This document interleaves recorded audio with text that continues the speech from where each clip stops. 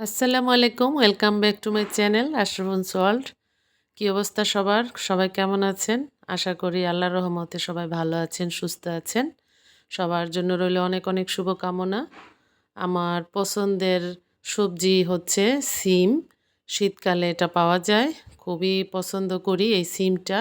এত পছন্দ করি যে এটা ফ্রিজে ডিপ ফ্রিজে রেখে দেই। আমি শেয়ার করব সিম আলু নিরামিষ। খুবই সুস্বাদু এবং একটি সাধারণ র‍্যান্ডম রান্না বলতে পারেন।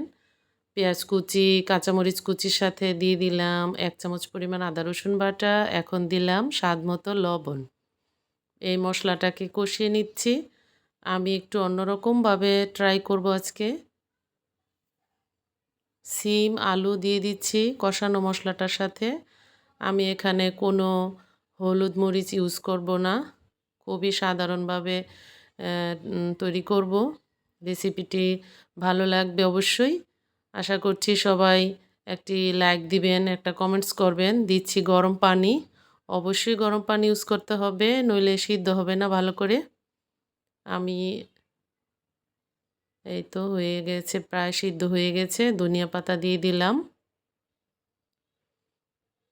এই হাতাটা দিয়ে আমি সবগুলাকে সফট করে নিচ্ছি, খেতে যাতে টেস্টি লাগে। এই নিরামিষটা অত্যন্ত স্বাস্থ্যকর খাবার।